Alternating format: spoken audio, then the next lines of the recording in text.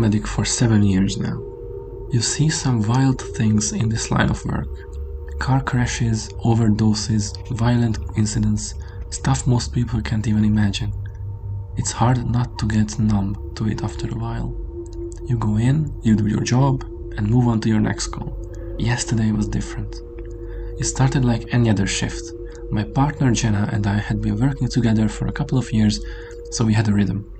We'd already handled a few routine calls that morning. An elderly woman with chest pains, a minor car incident, nothing out of the ordinary.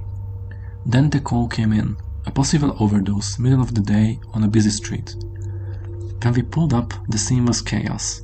The guy, probably in his late 40s, maybe early 50s, was pacing back and forth on the sidewalk, yelling at nobody in particular. He was real thin, shirtless, and covered in sweat, even though it wasn't that hot out. His eyes were wild, darting around like he couldn't focus on anything for more than a second. A small crowd had gathered, keeping their distance, but clearly intrigued. Cars were slowing down to gawk. The dispatcher told us the police were on their way, but they were tied up at another incident, so it was just us for now. "I don't like this," Jenna said as we stepped out of the rig. "Yeah, me neither," I replied. We approached cautiously, trying to keep some space between us and him. "Hey man," I said, keeping my voice calm. "We're here to help you, okay?" He stopped pacing for a second and looked at me, his head tilted like he was trying to figure out if I was real. "They are after me," he said, his voice low and shaky. "Who's after you?" Jenna asked, her tone just as calm. He didn't answer. Instead, he started tugging at his hair and mumbling to himself. We were trained for situations like this, but it didn't make it any less nerve-wracking. He wasn't just high, he was on something that had completely taken over his mind. And we were standing between him and the street, where cars were speeding by. I tried again. "Listen, we just want to make sure you're okay. Can you sit down for me?" He froze, his eyes locking onto mine. "They won't get me if I keep moving," he said, his voice rising. "If I stop, they'll find me." Before we could respond, he took off towards the street. Jenna and I reacted instinctively, cutting him off before he could get into traffic. He fought us, flailing his arms and screaming, but we managed to guide him back towards the curb. At this point, we couldn't wait for the police. We had to act. Jenna grabbed the sedative from the kit and I kept trying to talk him down. "Hey buddy, we're just going to give you something to help you calm down, okay?" "No, no needles," he screamed, his voice echoing down the street. It took everything we had to hold him still long enough for Jenna to administer the shot. Within a minute or two, he started to relax, his movements slowing down. For a brief moment, I thought we had things under control. We loaded him onto the stretcher and secured him as best as we could. He was still mumbling something about shadows and voices, but his strength seemed to be fading. I radioed the hospital to let them know we were coming in with a potential violent patient. The ride started off uneventful. Jenna was in the back with him while I drove. I could hear her talking to him, trying to keep him calm. Then I heard the scream. It was this blood-curdling, animalistic scream that made my skin crawl. "What's going on back there?" I shouted, glancing in the rearview mirror. "He's fighting the restraints," Jenna yelled. I pulled over to the side of the road, my heart racing. When I got to the back, the scene was pure chaos. He had somehow wriggled one arm free and was thrashing against the straps, his face twisted in rage. "Help me get him secured," Jenna shouted. We managed to pin him down, but it wasn't easy. He was scrawny, sure, but he had this insane strength, like adrenaline was fueling him. We got the straps tightened again, but I could tell it wasn't going to hold for long. We started moving again, and I called the police, telling them we needed backup ASAP. I was driving as fast as I could safely go, but every time I glanced in the mirror, I saw him thrashing around, trying to break free. And then he did. Somehow he broke the straps holding his legs and lunged for the supply cabinet. Jenna tried to block him, but he was too quick. He grabbed a pair of scissors and started weaving them around, shouting incoherently. I slammed on the brakes, sending him tumbling onto the floor. Jenna scrambled to grab the scissors, and for a second I thought she'd managed to subdue him. But then he kicked out, hitting her in the stomach and knocking the wind out of her. I ran to the back again, my adrenaline through the roof. I grabbed him from behind, trying to pull him away from Jenna. He was screaming, thrashing, and it felt like we were in a fight for our lives. Then, just as suddenly as it started, he bolted. He shoved past me, threw open the ambulance doors, and ran into the street. I jumped out after him, but there was no catching him. He was gone, sprinting down the road like a man possessed. Jenna was shaken but okay, and the police arrived a few minutes later. They found him a couple of hours later, hiding in an alley a few blocks away. It took 3 officers to restrain him, and even then he was still screaming about the shadows. Later, we found out more about him. He'd been in and out of psychiatric care for years, struggling with severe mental illness and substance abuse. He'd been living on the streets, convinced that people were out to get him. I wish I could say this story has some kind of resolution, but it doesn't. The guy was taken to a psychiatric facility, and that's the last I heard of him. What sticks with me is the raw fear in his eyes, the way he fought like his life depended on it. I don't know what he thought was chasing him, but whatever it was, it must have been terrifying. I've seen a lot on this job, but nothing like that.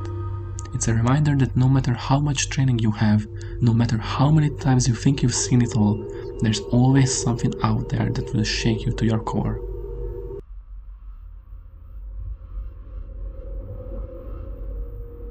I've been a paramedic for nearly 8 years, and I thought I'd seen it all. Accidents, overdoses, fights gone bad. But this one call I got last week has been eating at me. Not because of anything supernatural or weird, but because of how raw and real it was. It's one of those things you can't unsee. It was a quiet night for the most part. My partner Sam and I were parked near a gas station, sipping bad coffee and scrolling through our phones. We had a couple of routine calls earlier, but nothing major. Then the dispatcher came through, telling us to head to an address on the outskirts of town. The details were vague. Possible structural collapse, multiple injuries, 1 child involved. That was enough to get my adrenaline pumping. The address was in a part of town I wasn't super familiar with. It was far from the city center, where the streets turned narrow and the houses looked like they were built 100 years ago. We pulled up, and the place gave me a bad feeling right away. It was an old, weather-beaten house with a sagging porch and broken windows. There were no streetlights, just our ambulance headlights cutting through the dark. It wasn't haunted or anything like that. It just looked like a place no one should be living in. I noticed the front door was slightly open. There was no one outside, no neighbors speaking out, nothing. Just silence. Sam and I grabbed our gear and headed in. "Hello? Emergency services," I called out. No answer, but we could hear a faint creaking sound from deeper in the house, like the kind old wooden floors make when someone is moving around. The living room was a mess. Dust everywhere, furniture tipped over, and what looked like water damage on the ceiling.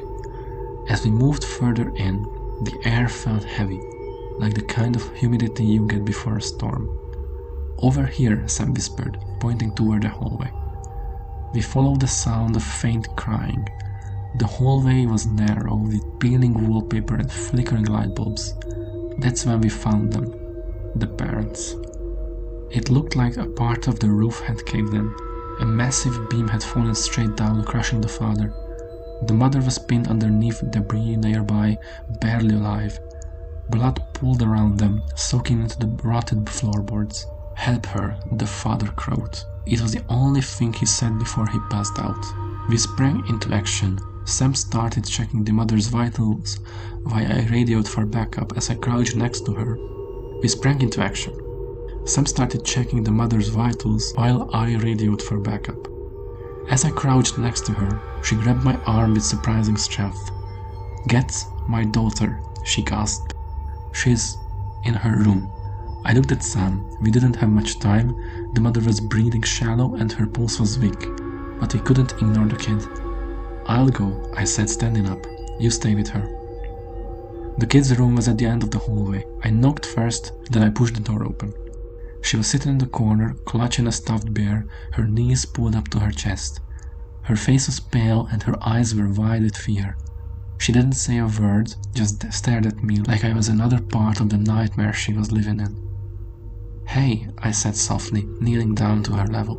"I'm here to help you, okay? Your mom and dad are hurt, but we are going to take care of them. You need to come with me. She shook her head violently, clutching the bear tighter.